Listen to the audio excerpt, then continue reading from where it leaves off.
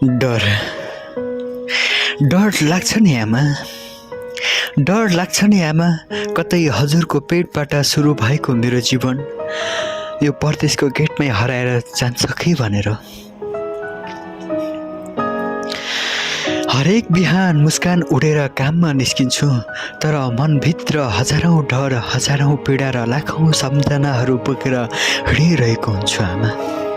आमा आमा, यहाँ सबैले मेरो अनुहार देख्छन्, तर मेरो मन कसैले देख्दैन आमा। सबैलाई लाग्छ परदेश पुगेपछि जिन्दगी सजिलो हुन्छ भनेर, तर कसैले देख्दैन रातको एकान्तमा तकियाभित्र लुकाएका आँसुहरू, कसैले नसुनेका सुस्केरा र घर सम्झेर चुपचाप रोएका अनागिन्ती रातहरू।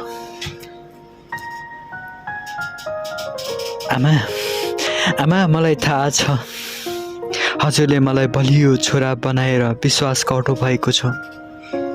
त्यसैले म हरेक चोट लुकाएर, हरेक पीडा सहेर र फोन गर्दा सधैँ भन्ने गर्छु, आमा म ठिक छु, आमा म ठिक छु नि।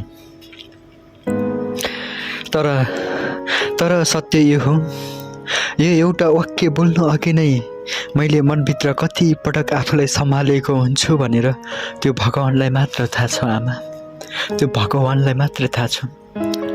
कहिलेकाहीँ लाग्छ आमा जिन्दगीले मलाई धेरै परीक्षा लिइरहेको छ, तर त्यसै बेला हजुरको मुहार सम्झिन्छु, हजुरको माया सम्झिन्छु, अनि फेरि एकपटक उठ्ने साहस लिन्छु आमा। किनकि म हारे भने मेरो हारभन्दा हजुरको मन धेरै रोला कि भन्ने डर लाग्छ आमा।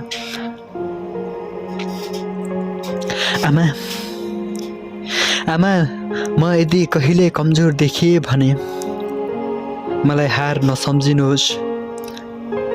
म त केवल हजुरलाई सम्झेर थाकेको एउटा सन्तान हुँ आमा। आज पनि मेरो सबैभन्दा ठुलो सपना भनेको एक दिन फेरि हजुरको काखमा टाउको राखेर ढुक्कसँग भन्न पाऊँ,